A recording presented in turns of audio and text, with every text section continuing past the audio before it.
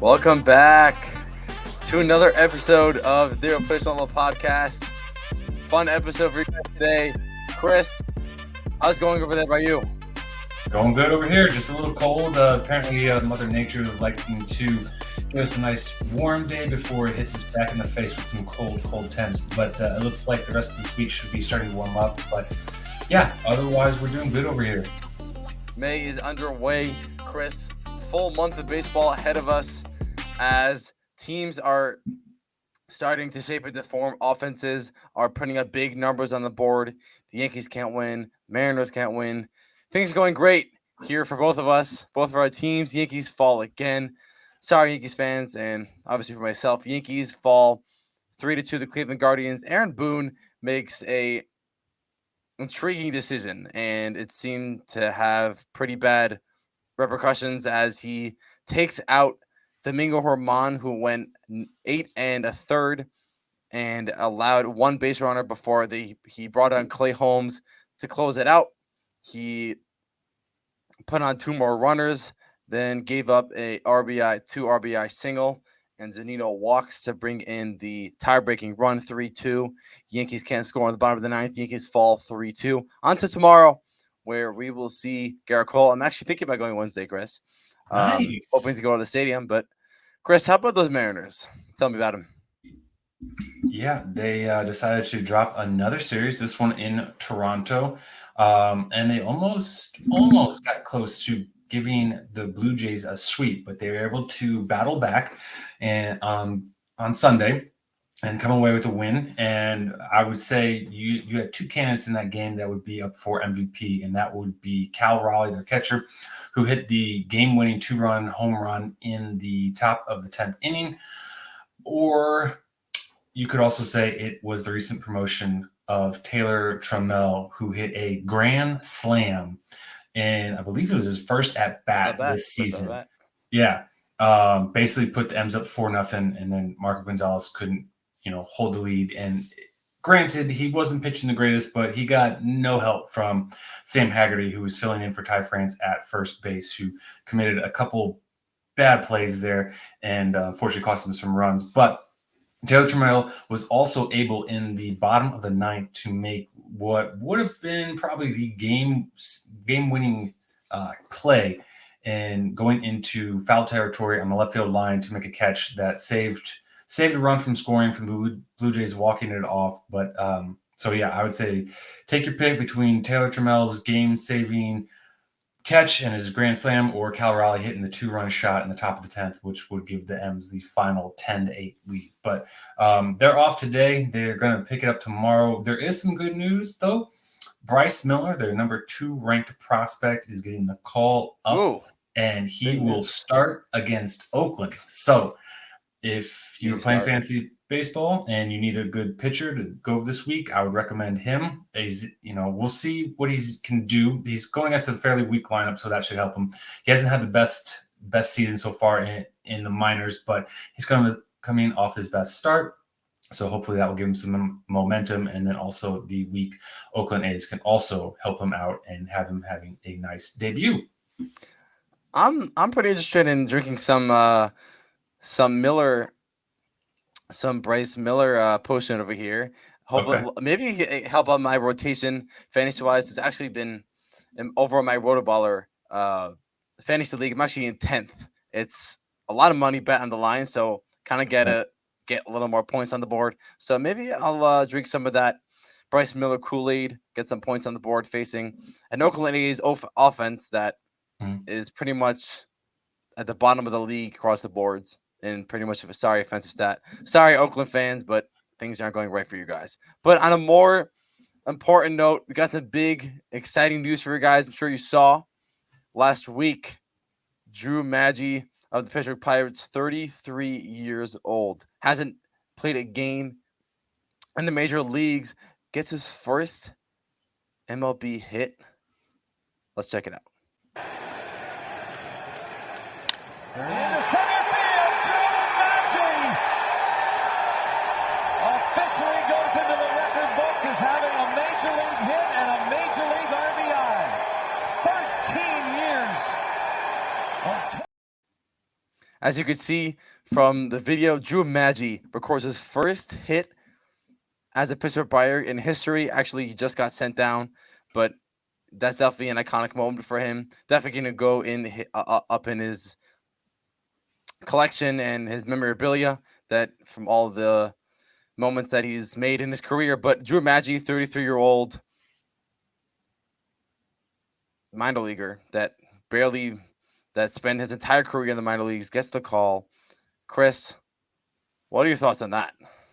Well, I mean, first off, he's 4 years younger than me, but he looks like 10 years older than me. This dude is not aging well, but I mean, good for him. And not only was it not like just a hit that's like, oh, it's a fluke hit, or you got a bad pitch. Like he hit that ball back up the middle, and it was solid. It was a solid contact, solid hit. Congratulations to Drew Maggi on that. And I mean, just the hard work that he's put in to reach this level. He was originally drafted by the Arizona Diamondbacks back in 2008 in the 47th round, coming out of high school, Brophy College Preparatory, actually in Phoenix, Arizona. So it was a bit of a local pick for the Diamondbacks, but he obviously didn't sign with them. He went back to college, where he went to Arizona State. So again, staying in that state of Arizona, and was selected in the 15th round in 2010 by the Pittsburgh Pirates. So, yeah, he's been the minors. He's obviously done what he needed to do to get up there. We'll see if he can get another call back up with Pittsburgh, but if not, that is a special moment for him. I can't exactly imagine what it would be like to get your major league hit, and if that was the last time you ever got to step foot on a major league diamond, I think that would be a pretty spectacular way to go out. And I think for older players, especially the permanent AAAers, like the guys who are good enough to play AAA ball but didn't really find their footing in pro ball. I think for those type of players, like older guys, it's obviously a big moment once you get called up, especially at that age. But if you're a younger player and you've been highly touted all your life, you got everything going for you, you're flying through the system. I think players sort of take it for granted by the time they're a month in. Obviously the first moment when you get called up, the first game is obviously an exciting moment. But after a couple of weeks, you take it for granted that you're a major leaguer now and that's where you belong. But then you have to realize that there are still players that are stuck in the minor leagues that have worked just as hard as you, but just haven't found their footing in the big leagues, and that's not where they belong. But I think it's just a cool moment for Maggi because, like you're talking about, Chris, it's a big moment. He's younger than you, and like you said, he hasn't aging well. Maybe he should find some sort of skin. What's the word? I can get some tips on how to look younger and everything. I mean, you should. You look pretty young, Chris. Yeah. Thank you. Yeah, Drew, if you listen to this, give me a call, man. I'll help you out. We'll get you turning back the clock there. I'm pretty sure I got an email from I don't know, what are the skin Neutrogena? what's the word? No, what's the called? The stuff that you use for your skincare, some sort of skincare email. I probably can forward it to you. So Maggi, let's get going. Get your skincare going. But on a more important note, today marks the second edition of our replacement level players. Actually, we got a mix for you guys. A little mix up today for your guys. Today will be 2 players, 1 pitcher and 1 starter. So let's get into it. So for my pitcher, I'm gonna mix things up. Usually, Chris, we usually start off with the hitter, but I'm actually gonna start off with the pitcher. So for me, the pitcher, was Julio Urias. And you ask why? Why? Julio Urias has been replacement level. He's allowed 13 runs over the past 3 starts. Although I did tweet this out earlier yesterday. I don't know if you saw. One of my buddies, not buddies, but one of the fantasy managers, I saw someone on Twitter reach out to me asking about Julio Urias. This is what I told him. Urias has allowed 13 runs of past 3 starts. He's faced two. By the way, another thing, he actually has faced 2 of the hottest lineups in baseball this season. He's faced the Pirates and he's faced the Cubs twice. Again, the Pirates, just to reiterate, the Cubs have a 114 WRC plus, and he gave up 6 runs to the Pirates over 5.5 and third innings, 2/3 of an inning. That was on April 27th. Then he faced the Cubs over a 5-day between a 5-day break, the 21st and the 16th. He gave up 7 combined runs over 9 innings to the Cubs. The Cubs have a 117 WRC plus. So it's obviously inexcusable that he couldn't match the streaking Cubs and Pirates lineups who can't seem to stop hitting. But at the same time, Urias definitely struggled, and people were talking about that maybe Urias's velocity has decreased and maybe he's dipped a little bit. But I checked on Baseball Savant, and that's actually not the case. His fastball clocks in at 92.6, I'm pretty sure, where last year was 93.1. So not that big of a disparity from last year. So I don't think it's such a big concern that his velocity is dipped. It's obviously a little drop, but I don't think that's what's causing him to struggle. But Chris, Julio Urias is my replacement level pitcher. Hit me with your pitcher before I get to my hitter. Yeah, so I'm going to go on the opposite side there. You started with the starter. I'm going to go with the closer. And going down to the Dirty South Atlanta Braves, AJ Minter. Over the last 2 weeks, he pitched 4 2/3 innings. He got 2 saves, which, are really good. Gave up 1 home run, only walked 1, struck out 8. Now, here's where we get problematic. We had a 19.29 ERA in the last 2 weeks, 2.36 whip. Like our replacement level. Yeah. So, while we start off looking good at 4 innings, 2 saves, only 1 walk, everything like that, it gets ugly in a hurry. So this guy has gotten rocked. I did also hit up Baseball Savant, kind of coincidental too. His barrel percentage this year is 8.3 for opposing batters. Normally it's at 5.2. So hitters are squaring him up a little bit more frequently than they have been. Looking at his barrel percentage per plate appearance, this year is at 5.6. Normally it's at 3.2. So again, hitters are being able to hit on him this year. He should get that figured out here and kind of get back to what he's been able to do. Tonight, he was able to earn a save. It wasn't pretty. He gave up a home run. So he did strike out another batter, and it looks like he'll be sliding out of the closer's role as Raciel Iglesias should be returning here in the next week or so. That's the latest report on Iglesias as well. But for those who were maybe hoping, or even for Minter's sake, of looking to lock down the closer's role this season, it looks like he had a shot. Didn't go too well, and so he'll be moved back into a setup role probably in the 8th inning where he's excelled at, and that should just only strengthen that Braves bullpen. But now if we're going to move over to the hitter side, I'm going to keep it on my Mariners, and there's one hitter in particular. And this week's episode, it's going to be Ty France, the starting first baseman. Over the last 2 weeks, he's gone 4 for 38, scored 2 runs, hit 2 doubles, drove in 4, walked twice, struck out 8, but unfortunately only has an average of 105, at OPS of 344. Not really doing Ty France type of things right now. He's in a slump, and it's kind of been well noted for those who have been following the Mariners that France has been in a slump. Also apparently dealing with a little bit of illness. That's why he was sat out Sunday as well.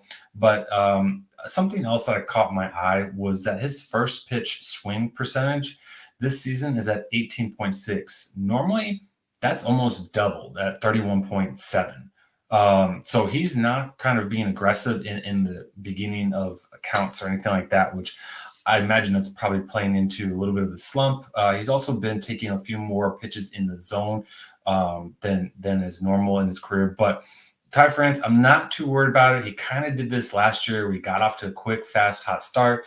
Then he kind of slumped, and then he figured it out again and was fine for the rest of the year until he got injured. So if history is going to repeat itself, I wouldn't be too worried. France will right the ship. Hopefully this year he does not sustain an injury that will linger in and affect him at the end of the year. But Rafal, who is your replacement level hitter? So this is actually an interesting one. So my personal level hitter goes to none other than Jose Abreu of the Houston Astros. Definitely not an easy pick for me because I do love Jose because he's just a hitting machine. He's a beast. Mhm. But over the past 15 games, Jose Abreu is hitting 12 for 58 and 207 batting average with a 220 and 241 OPB and slug. So this is not the Jose Abreu that we've seen. And I actually saw a cool stat. He's obviously got that 549 OPS on this year, but he's gone 180 at bats. I think it's 189 plate appearances, but he's got 180 at bats without a home run. That's not something you see from Jose Abreu. And this year, he's actually hitting 206 with running scoring position. And last year, he had 268 with running scoring position. So we see that he's not coming through. He's not capitalizing with running scoring position. Today, he actually did have a RBI single, but other than that, he really hasn't been productive on his scoring position. He's not getting to the ball. He's not creating the loud contact and he's not hitting consistent contact. So, but for Abreu fans and for those who took some stock on Abreu this year, just to give you some encouragement to keep on a team, I just want to give you guys some stats. Last year, in the months of May, in the past 2 seasons, and last year hit a 130 WSU plus in the month of May, and in 2021 he actually had a 180 WSU plus. So that kind of proves that maybe we could see a rebound because of his performance in the month of May of the past couple of seasons. He's obviously gotten to a slow start. Don't want him to. I definitely don't want him to panic button just yet. But for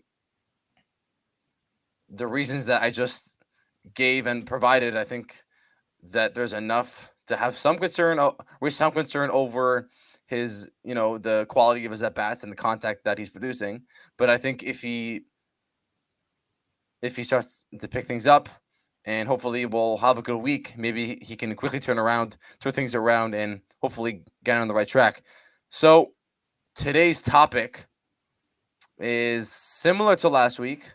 Last week was underperforming teams, but this year actually we are going to discuss underperforming rotations, and I definitely think that's a fun topic to discuss because rotations can be volatile from year. Typically, bullpens are more volatile, and they're typically the one part and the one section of, or I mean, mostly the one part of a full roster, and really just of any team that is the most volatile. But rotations can be volatile as well because there are some pitchers that we're going to name that are not on gonna have not gotten off on the right foot, and they've been struggling since the beginning of the season. And we're going to go through. We're just going to give our 5 underperforming rotations. So I'm going to go, Chris. I'm going to hit you with my number 5, going back to 1. My 5th underperforming rotation in 2021 goes to the Toronto Blue Jays. The ace Alek Manoah, 4.88 ERA, did dominate my Yankees when I actually went out to Yankee Stadium. I went to 3 games already, hoping to go to my 4th on Wednesday. But Okay. Manoah did dominate my Yankees when I went 2 weeks ago. He's really struggled though, 4.88 ERA. Second, Gosman been doing his stuff. 2.33 ERA. Definitely not the issue here. We got Bassett, 5.18 ERA. Berrios, 4.71. Finally, Kikuchi, 3. So you got 2 guys, one towards the top, and Kikuchi obviously as the 5th man. Those guys are doing quite well for themselves, but it's Manoah, Bassett, and Berrios that I'm definitely concerned about. Manoah's sort of getting on track because his past few starts have definitely been promising. Gosman's been Gosman. Bassett is where things get a little tricky because he's really gotten off on the right foot, and we haven't seen much success for him really since the year started. But Barrios it's tricky with Barrios because we know him as the guy who had probably the highest ERA in baseball last year in over the past 2 seasons. But we can't forget that he was quite a dominant pitcher when in Minnesota, and he was one of the best pitchers in Minnesota before he came to Toronto. But he's really looked good in his past 3 starts. He's faced the Rays, the best team in baseball, the Astros, and the Red Sox. Over those 3 starts, he struck out 28 batters while allowing just 3 runs, and he actually did just have a very impressive start. I think it was against the White Sox where he went, I think it was 7 innings, didn't allow a run. So Barrios is definitely showing some signs and maybe even a reinvigorate of Barrios and a reemergence of Barrios maybe from his years in Minnesota. But the Blue Jays are definitely not on the spectrum that I thought they would be on in terms of their rotation. I obviously don't want them to go on the right path because I'm a Yankees fan. So need my Yankees to beat up on Blue Jays pitching. But as of now, the Blue Jays pitching needs to right a ship. Yeah, they do. But long season. So my number 5 is gonna be the Cleveland Guardians. They have, for a team that pretty much is all about pitching and defense, and their hitters are there to work counts and drive up pitch counts for opposing ABs. They really need their pitching to come through and be a big support for them, and it hasn't so far. Currently on the year, they are 16th worst in runs allowed per game. They're 18th worst in ERA, 17th worst in run, along with the earned runs. They're 26th worst in strikeouts, and then they're 20th worst in FIP, and then the 14th worst in WHIP. So they've got a lot of work to do if they want to turn that thing around. And really, their main guys like Shane Bieber is doing what he does best. They've gotten some nice contributions from some of their younger pitchers, like Tanner Beebe came up, had a good outing. Logan Allen had a good outing as well. But then they've also had some really poor pitcher performances, like Zach Plesac, who's kind of hoped to be thought of in the rotation for a while. He's got a 7.59 ERA right now. His WHIP is almost a 2. It's 1.97. He's looking like a guy that may end up just in the bullpen and kind of be a career bullpen guy, maybe the long reliever. But, Cal Quantrill, who's had some family history in the major leagues as well. He's also got a 5.40 ERA. And then, not to be outdone, we've got Hunter Gaddis, who, has a 6.86 ERA. So they're bigger guys. Like Shane Bieber is doing what he does best, but they really need the rest of the rotation to kind of step up and carry and help out. They will get Tristan McKenzie back some point this year, which will also help out. But if the Guardians are planning on taking the division from the Twins, they're going to need much better performance from their starting pitchers. They've got a good bullpen in place, so that is a nice plus, but they can't be relying on just Bieber in the bullpen to get them through games and everything like that. They're going to need some extra help from the rest of their guys in the rotation. But moving on to my number 4 team, we're going to go out west. We're going to head out to San Diego, to the Padres. Another team, overall, they've kind of been underperforming. They've got, again, the 13th worst runs allowed per game, the 10th worst ERA, 12th worst in runs, 8th worst in ERA or in earned runs, the 19th worst strikeouts, 7th worst FIP, and 8th worst WHIP as well. So again, another team that's got some work to be done, especially considering they have aspirations of not just getting to the playoffs, but winning World Series. They got Fernando Tatis back, which is a nice boost for the offense. But from a pitching standpoint, Yu Darvish, he's a little bit nicked up in his last start, or previous. Not the last one, the one before that, but he's done okay. Not quite what people are expecting from him. But Joe Musgrove is just awful right now. A 10.80 ERA. It's only been 2 starts. Yeah, I mean, it is. He's came back from an injury, so there is a little bit like, hey, just give him a little bit of time in there. But still, that's not exactly what people were expecting, especially when he's given up 4 home runs in those 2 starts as well. So I'm not too worried. I think he'll turn it around. Just kind of unfortunate for him to help for how he's gotten off. Blake Snell has also been struggling with a 5.48 ERA. And then Michael Waka, it looks like his run of success, or whatever you want to call it, the last couple of years where he looked to be really decent as a starting pitcher, has maybe faded out on him as he's got a 6.75 ERA. But if the Padres can kind of get that offense going, I think that will help out their pitching as well. Seth Lugo is looking like a nice story for the Padres out there, with a 3.58 ERA. Got 3 quality starts on the years, only given 3 home runs. Maybe most importantly, he's only walked 6 batters while striking out 26. So this is a guy who's kind of been in his career mostly in the pen, gotten some opportunities to start, wanted to be a starter, never really got a chance, but it looks like the San Diego, they're giving him his chance and he's rewarding him. So, Rafal, who's your number 4 underperforming rotation? So I actually did put the Padres as my number 3. Before I get to that, my number 4 is the Los Angeles Dodgers. This is a little of a borderline pick because there are 2 guys who I'm about to talk about. There are 2 guys on rotation who have been lights out, and there's no questioning their dominance.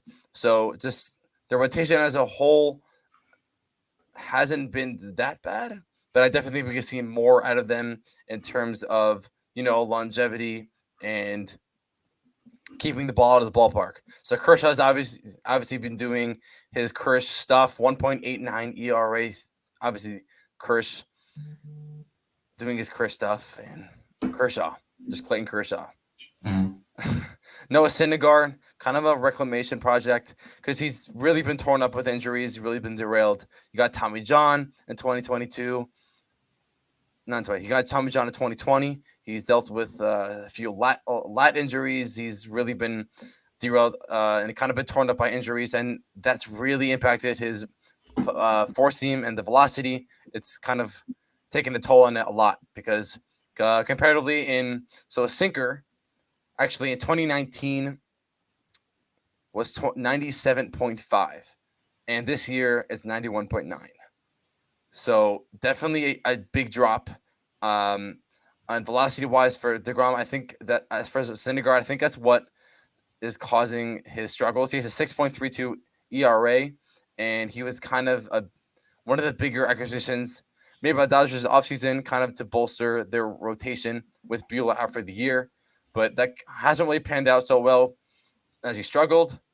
Gonsolin just got back from his ankle sprain through 3.1, 3 1/3 of shutout innings against the streaking Pirates. And he's actually pitching against the Phils tonight. I think that game just got underway. But Gonsolin, again, another bigger name for the Dodgers, starting to get back into things. He'll probably put together another solid season after last year's performance. Urias, he was my replacement level pitcher, and he's really struggled. I gave a stats before earlier, getting that 4.41 ERA, and it's been ugly for Urias.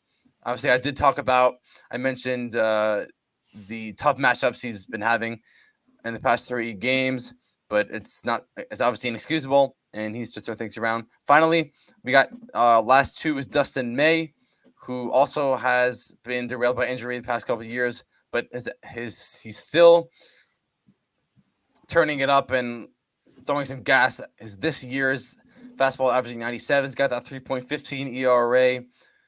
He's made 5 or 6, I think 5 starts. So he's still throwing gas. And he's also another guy like Syndergaard, who's kind of been thrown off by injuries, but he's, again, another guy in the Dodgers rotation that really can make an impact. And once he's healthy, he'll make 25, 22 starts and, strike out, I don't know, close to 200, maybe 150. But he's definitely someone to keep an eye on and keep healthy. And then another name just to remember is Gavin Stone, who is the 4th prospect in Dodgers. First time he's getting the call for getting called up for Wednesday, the series finale against the Phillies. He has a 4.74 ERA through 6 starts at AAA Oklahoma City. He's one of the most prominent names in the Dodgers farm system. Dodgers are one of the better farm systems in the game. Definitely have more talent that are poised to make a splash in the next couple of years. But that is my fourth. My third, obviously, Chris, is the Padres. You kind of covered most of it all. Just a few points to add is that obviously you said Musgrove only made those 2 starts since being reinstated. Obviously, that's not where he should be. And in terms of Darvish, you mentioned that he did struggle his past couple starts, but that's unlikely to last because he's Yu Darvish. And then Snell, not sure if I mentioned this, but he actually has a 16.5 walk rate. Well, last year had a 9.5 walk rate. That could be why he's really struggling, and he really needs to limit the base path if he wants to limit the runs that he's allowed. And then you got Waka, you got Lugo. Waka is actually interesting because he made 23 starts for the Cardinals last year and actually had a 3.32 ERA, but he's actually allowed 33 hits, which I'm pretty sure that's top 30. I think I checked MLB stats. It's top 30 in baseball, allowed by a pitcher, not all qualifying pitchers, not just starters, relievers as well. So he really needs to limit the base path, the traffic, if he wants to reduce his 6.75 ERA. And Lugo, finally, he spent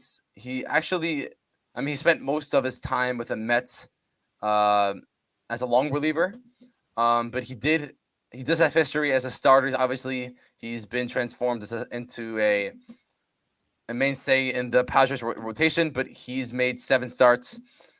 He made 7 starts for the Mets in 2020, and he actually made 18 in his rookie year. I think he made 19 appearances. One of them was out of the pen, and 18 were starts. So he does have a lot of experience as a starter, and I think that's definitely a good sign because that means that he has dealt with most situations as a starter, and that means he can get out of traffic jams, and he has a 3.58 ERA, and I think he could definitely be a nice contributor down the line because the Padres are sort of limited in depth wise, at least for the rotation, and I think Lugo can be a nice transformation project because he's, again, like I said, he spent most of the time in his bullpen. He's spent most of the time picking up from the starter in the 5th, 6th, 7th inning, going 3 innings, but now he's showing that he has longevity and he has the arm strength, to go throw 6, 5 innings. Chris, number 2. Sorry, number 3. Yeah, let me back up my number 3. Number 3, we're going to stay out west. We're going to come back just a little bit east. We're going to head to Arizona with the Diamondbacks. They're a team that it's kind of surprised people with their start on the year, and it looks like it may not hold, but we'll see. They are 9th worst in both runs allowed per game at 4.83, and then also with a 4.75 ERA.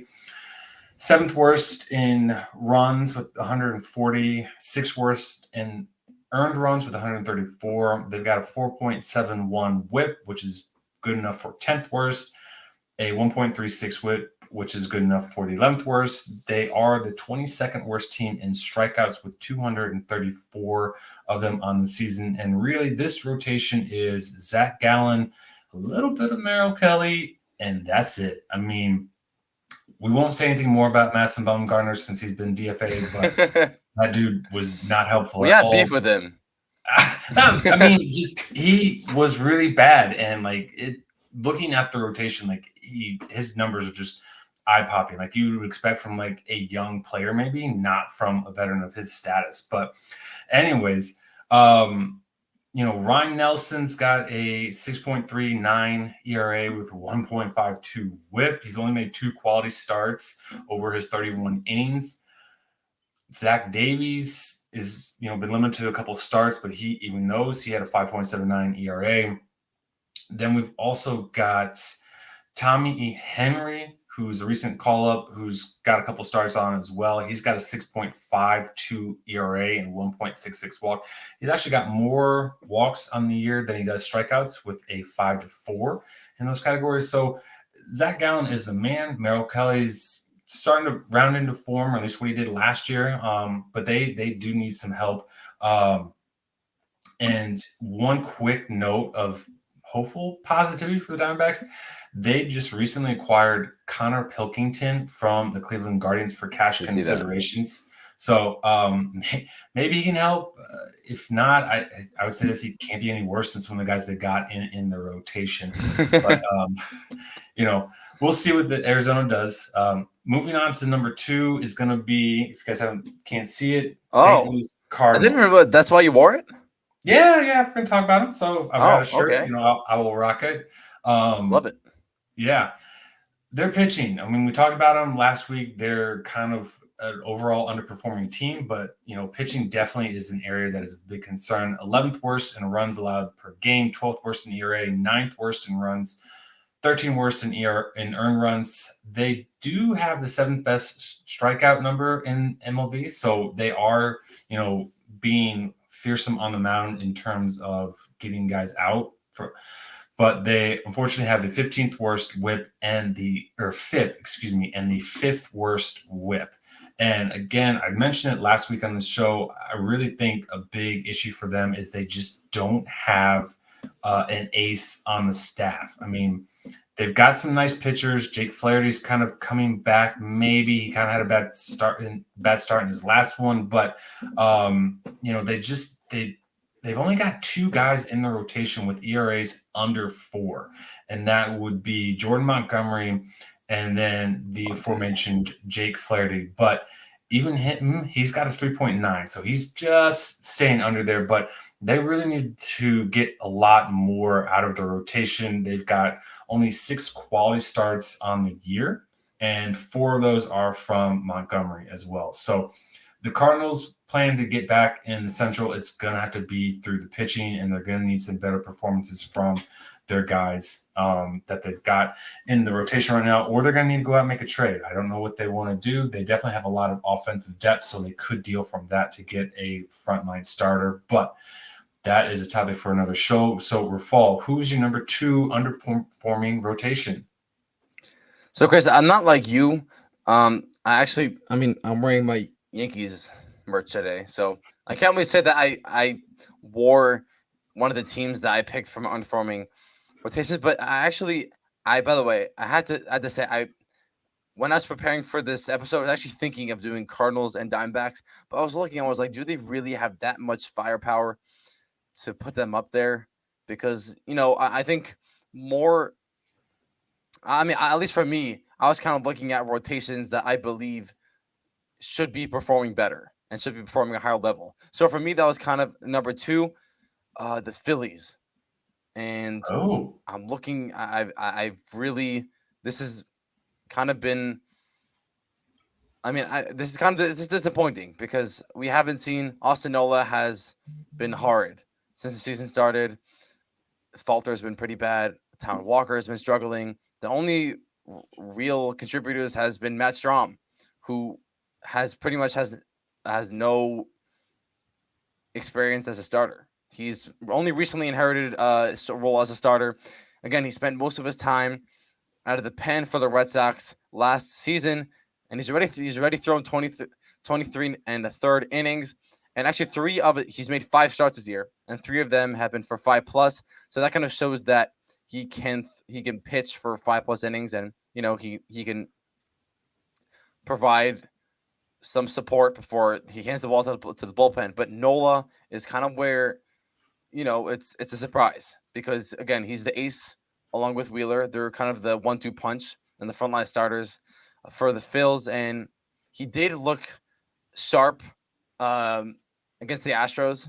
His past start, he struck out 6 over 8 innings of 1-run ball. That's definitely a good sign that we're kind of getting back the ace version of Aaron Nola, because last year he was dynamic and dominant along with Wheeler, who had one of the lowest ERAs in baseball. But I think it's really vital that the Phillies, if they want to make a deep run, that they have their 1-2 punch on track.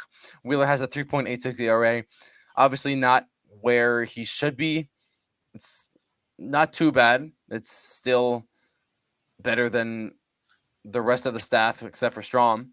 But I think that Wheeler definitely needs to take a few steps and needs some polishing and definitely needs to round things out. But other than that, Falter as well has made some nice contribution as well. Again, he's also a newer face to the rotation. He only made 16 starts last year, which the rest of them were out of the pen. He's got a 5.01 ERA. Again, the Phillies are kind of testing out waters with Strama and Falter. Strama's obviously been the more successful as a starter as we've seen, even though he doesn't have as much experience. But Falter is kind of where things get tricky because he does have more experience, but he's really come out the wrong foot, and I think that's kind of a sign that maybe he shouldn't be in the rotation anymore. And then you got Taiwan Walker, obviously, who came over. I think when was he came over at the middle last year, right? Taiwan Walker. No, I think he came over in the offseason. He came in the offseason. Yeah, right. Yeah. Right. He was with the Mets, right? Yep. So he's kind of been struggling.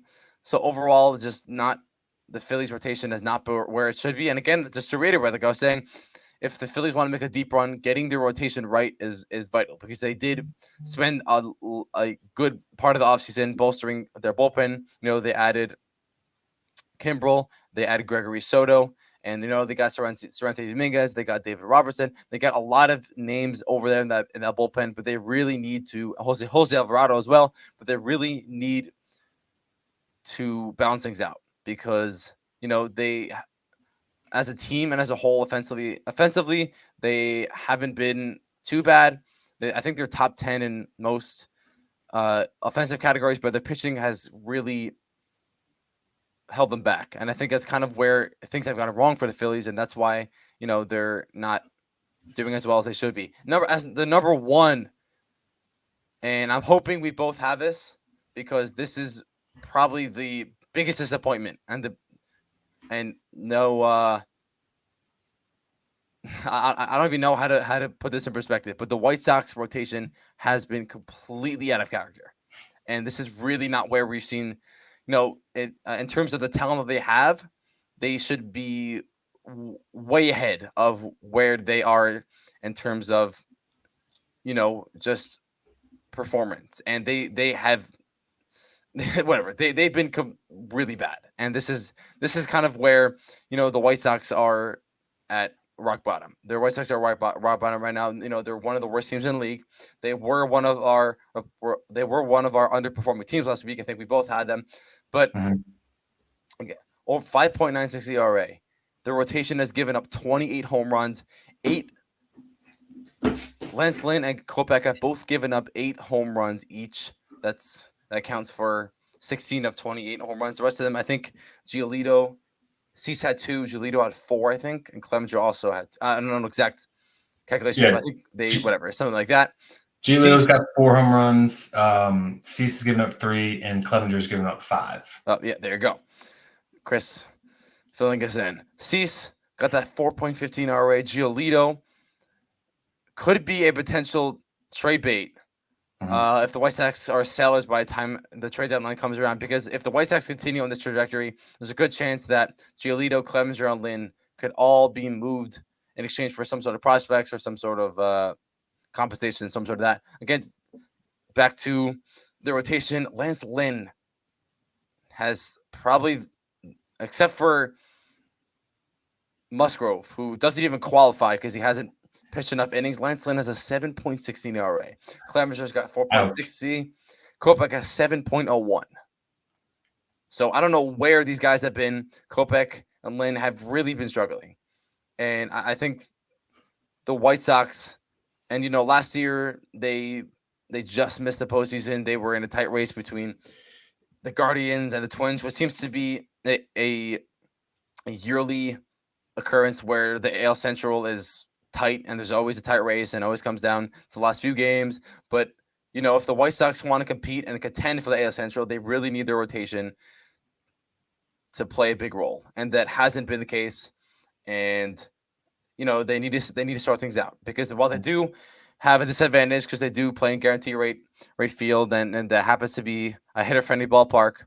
And I think just the bigger aspect is just limiting the fly ball rates, and that's not what they've been doing. And it's obviously more difficult because, like I just said, they're in a hitter friendly ballpark. But I think the White Sox really need to sort things out. And Chris, hit me with your number one, the most underperforming rotation in baseball. We're going to stay in the Midwest, and we're going to stay with the White Sox. I mean, they Okay. are. It's interesting. Of all the rotations that we talked about, they're the only one, like off the top of my head, that has only 5 starters for them going this season, like, that have only pitched. And it's those guys you mentioned: Giolito, Cease, Clevenger, Lynn, and Kopech. Like, they haven't called up anybody else. They haven't thrown anybody else out to start being open or anything. It's those 5 guys taking the ball on the mound and not performing.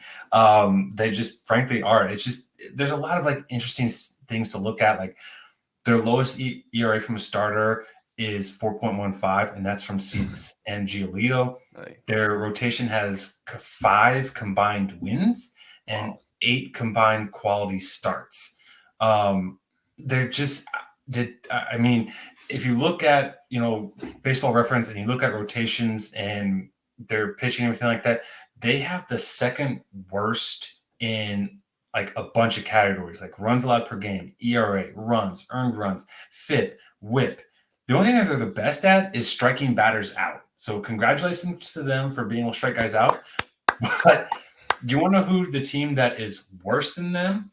The A's. Oakland A's. There you go. Oakland A's. I mean, if you're the Chi Sox and you had aspirations of the playoffs and your rotation is only better than one other team and it's Oakland, you're not doing good. And I mean, a question I have is, did Tommy La Russa just damage this team so much that they haven't been able to come back from last season? Because I'm like you, I don't know what is going on there. Like, they have guys that performed well. It wasn't too long ago Giolito was looking like a perennial ace and always going to be up there as one of the best pitchers in the majors. Not so much over the last couple of years. Cease had a great year last year, but he looks like he's kind of going back. I know there's talk from people about how he kind of had a little bit luck in his way and there would be some regression. It looks like it's hitting him hard, but I mean, Cease is still a good pitcher. So yeah, and Lynn is obviously much better than what he's doing. I expect him to turn it around and get those ugly numbers down and get them under control. But I mean, this is bad for the White Sox, and I don't know where they go from here to get things better.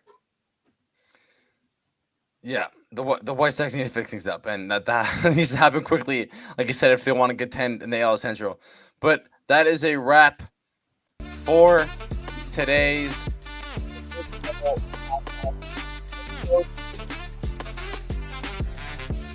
on 30.